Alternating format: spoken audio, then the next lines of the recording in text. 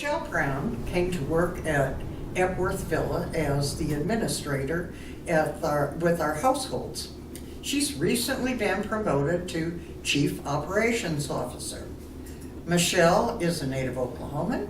She's married. She has 2 children.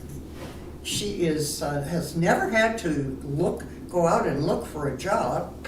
The fact is, the jobs and the people who needed people for employment have all gone out and sought her.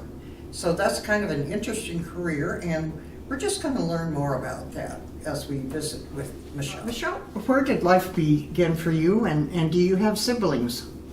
I do have siblings. I was born and raised in Shawnee, raised outside of Shawnee, went to school in a little town called Dale, Oklahoma, and I'm the oldest of 3. I have a brother and a sister also. You are the oldest. I am the oldest. Okay. How about your education? Where did you go, and what was your major in college? I started out majoring in special education, and then sort of through a change of jobs in the middle of my education, I sort of switched over, and I have a degree from Southern Nazarene in organizational leadership. I went to school all over the place. I finished at Southern Nazarene. Okay, yeah, right. How about your first and subsequent jobs in the early years? In the early years, I started out working in a psychiatric hospital, and that led me into doing mental health work in nursing homes. And a woman that I knew locally in town asked me if I would be interested in doing a preceptorship under her. That's how I got my administrator license. She was managing a home in Lexington, Oklahoma, and I went to work for her with a preliminary license before I actually went back to school and got my administrator license. Okay, so it takes a while when you're working and going to school at the same time. But then, after you got your administrator's license, you went to work as an administrator, correct? Yes, in Lexington. And that was in Lexington. And how many years were you there? I was there for 6 years. Okay. So you average, is that what your kind of average is? You seem to work quite a while at some of the places that you've worked. I do. I don't like to change. Right. And I usually wait for the door to open, and God will tell me where the next place I'm going is. So I do stick around. Yeah. Except we know you're going to stay here a long time. Yes. So you did take a break to raise the kids. Tell me how you kind of were involved with them. How old are your kids? I took a brief break in between my first nursing home and my second nursing home. It just happened to have coincided with the building selling, so I was able to bring my daughter to work with me for the first few weeks after maternity leave, and then I was able to just leave from there and stay home. And I kept her at home with me for about 1.5 years before I took the next job. So that was a blessing. Well, they seem now they're a bit older. What are their interests? Your kids? My daughter's a full-time student and a mother. He'll be 10 months old next week, Christopher Joseph. And my son is a 7th grader at Carl Albert Middle School. He's active in Boy Scouts. That's one of his primary things he does. Okay. So when you got a call to help with an individual who had a stroke, and I think this was during the time that you were on a break too, and that turned into quite a long relationship. Yes, I had a resident in my first nursing home that I had developed a relationship with. She was a retired nurse, and during my break staying home with my daughter, she had an accident and ended up in the hospital in Oklahoma City, and they called me because she didn't have anybody else, and she needed some things, some clothes and things like that. So I reconnected with her, and from there she moved to a skilled rehab. And during her stay there, they actually needed an administrator, and they needed an administrator, and I wasn't prepared to go back to work. I wasn't thinking at all about that. But my mentor actually said that I needed to keep my skills up and interview just because, so that I could do it when I was ready. And they made me an offer that I couldn't refuse, so I went to work where she was at. Right. And that was 15 years of being together, wasn't it? Well, you lived in Oklahoma City for quite a while, but you have now live in a family compound. So explain that. Sort of a compound. We live outside of Midwest City, in between Midwest City and Moore, right on Draper Lake. And so we live on 12 acres, and my husband and I live in one house on one side of the acreage, and his parents live on the other side of the acreage in a house. Well, your husband Jeremy has a brother too, doesn't he? Yes. He does not live on the compound. No, he lives in Blackwell, where they were raised. Yeah. Okay. Well, finally, you did kind of, I mean, it's sort of came about that you got really serious about this administration work and decided that you wanted to go kind of, you know, permanent and full-blown. So Jeremy agreed to take care of the home front and did that for a while. How did that work out? It worked well for us. I can't recommend it for everyone, but when our daughter was about a year and a half old, I had stayed home that entire time with her, and I got the job offer for Oklahoma City. It was good enough that I called him and said, we probably need to figure out how we're gonna make this work, because I'm taking this job. And Jeremy ended up staying home for the next 16 years and raised both of our kids, did in every way that a stay-at-home mom would do. He picked up from school, did the laundry, did the grocery shopping, and all of that. It worked well for us.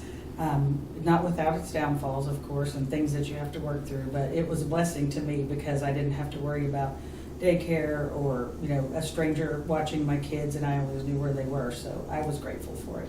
Well, and you really have a passion for the kind of work you do too, so I think that was, it certainly made a difference. And it seems like he was not feeling put upon to be the house mother and dad and cook.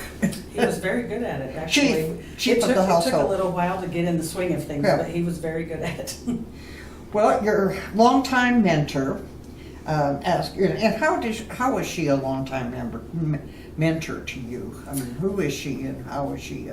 She was, her name is Linda Prater, and she was just a member in the community that I lived in.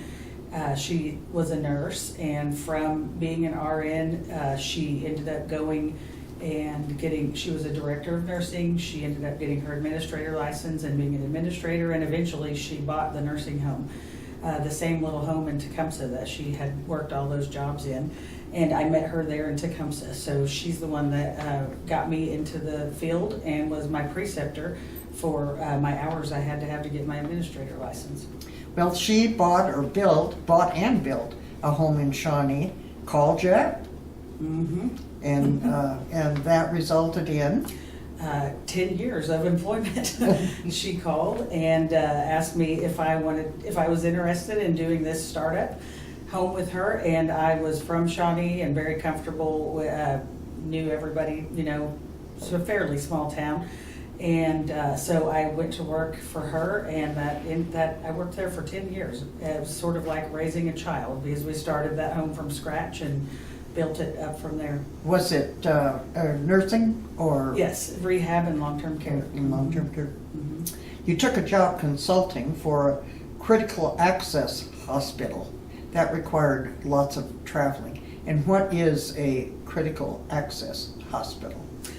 Critical access hospitals are small hospitals that are in towns that are a certain distance away from a major hospital. So they're really for emergency type services when it's going to take too long to get to a big hospital.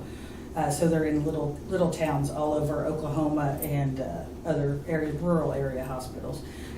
I got involved with it because they have what they call swing beds, and the regulations for those swing beds are the same as they are for a skilled nursing bed. And so a gentleman that started out working for me as a CNA and then went on to nursing school and went on to get his master's in business. He started a consulting company with critical access hospitals, and he called me. And I had to pray about that because I had been at my job for 10 years and probably wouldn't have left, but it was a guy that I had seen grow up and do something really fabulous, so I left to do that, to do the consulting. It had too much traveling, as it turns out. We started out small, and we had contracts in Sealing, Oklahoma, and Pawhuska. So I was traveling, but able to go home at the end of the day. We took a couple of contracts in Kansas, and I ended up being gone 4 or 5 days a week. And at that time, my son was in elementary school, and my daughter was in middle school, and it was just a crucial time that I really couldn't spend that much time away from home. So. Are those critical access hospitals functioning well still, or are they having financial difficulties? They're doing better. They have financial difficulties if they don't utilize their skill beds correctly, and that's what his company is able to capitalize on and help those hospitals, and that also helps those little communities thrive because those hospitals employ quite a few people in a small town. Okay, all right. Was it after this job then that you went to work in Midwest City? It was. I knew that I couldn't travel anymore, but I wasn't exactly sure what I was going to do. And my neighbor worked at the local hospital in Midwest City, and she had asked me several times over the years to consider working at the nursing home that was there by the hospital. And it didn't have the best reputation, and I had no intention of working there. And they ended up needing some help getting through a change of ownership, and that requires a lot of paperwork with the state. And so I agreed to work there for 60 days and get them through the change of ownership. And when I got there, it was close to my house and close to my kids' school, and there were people there with a great heart, and it had so much potential that I ended up staying there about 3 years. Okay. So how did you come to work at Epworth? I mean, we've talked about what your job was, but how was it that you came to work here? I came to work here through Travis Taylor, who was the rehab director for Select. He worked here about 11 years, and Travis and I had worked together at Manor Care when my daughter was a baby. When I went back to work after staying home with her, Travis was the rehab director there. And so we had kept in touch somewhat over the years, and the administrator here was retiring, and Travis called me and asked me to apply. He said, we've been talking and you would be perfect for this job, and so he invited me to come up and speak with the powers that be, and that's how I ended up here.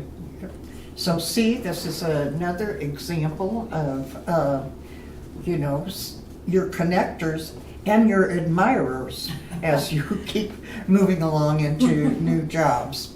So your father-in-law is a retired minister, so you have an active family-oriented ministry with your own group. So how does that work? What we do is, he is retired. He still does a few things here and there, but he does a weekly Bible study for our family and our extended family and our friends, depending on who's around and who wants to come. We do it on Sundays, and he always has a lesson planned for us, and sometimes other things like a video. And we do it on Sunday evenings. You can come in your pajamas or come as you are. Really? Yes, and we have, it's just in the living room. It's fairly informal, but he prepares a lesson for us every Sunday. And we've even done Easter services. We've had my parents, we've had different friends of our children and our friends, just whoever's around and wants to come. So your kids have had their friends too, because I would think how they're learning and getting community. Anytime we have friends around, and the kids invite other people, because it's a laid back atmosphere and easy for kids to learn. It's a way for kids to learn, about God. And I understand he was an active minister in Blackwell. Yes. Oklahoma. Yeah. Okay. So your family retreats are at Caw Lake and 10 Killer. You fish, swim, cabin, cookout. What do you do? We have campers, actually. We have a camper, and my in-laws have a camper, and my brother-in-law has a camper, and so we try to have campsites that are next to each other, so we can just kind of have a place for the kids to spread out and ride bikes, whatever. We do fish a lot. Mostly the guys fish at night. They do a lot of night fishing at Caw Lake. So they go out about sundown after dinner and then come back sun up in the morning, and very successful fishing over there for them. Yeah. So do you take turns cooking? Or?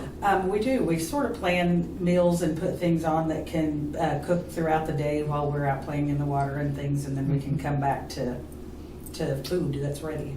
So the lakes are okay to swim in then, I guess? Oh, yes, yeah. Do you do any of your camping in the winter?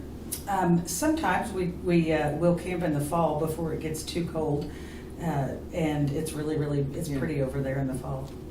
Do you have hobbies, Michelle? I do. I work a lot, but I also what I do to unwind is gardening in my flower bed, and I end up doing that in the dark a lot after I get home. But it's very peaceful for me. It's quiet out there, and I live in the country, so it's really quiet. I have a succulent garden that's sort of unusual, and then I have a collection of irises that I have cultivated over the years from all four of our grandparents. My two grandmothers and Jeremy's two grandmothers, I have irises from all of their home properties. And so I've created a little area of those, and I've given many of their offspring to cousins and other family members. They're all four different colors that each grandmother had, so it's something that I really enjoy. Really, it's, yeah, and they're beautiful.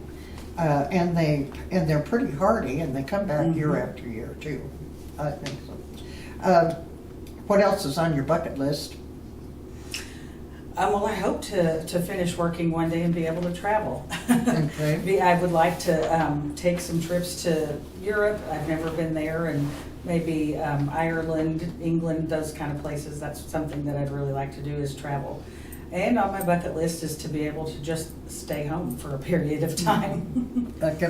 We can understand that, but we are glad you're here. So it seems really, Michelle, like you found your passion that you were intended to find for your life's work. And I think you're probably finding enough to keep busy here. It certainly seems that you may be. So I hope you're as happy here with your job as we are to have you here. So thank you for sharing your story. Thank you.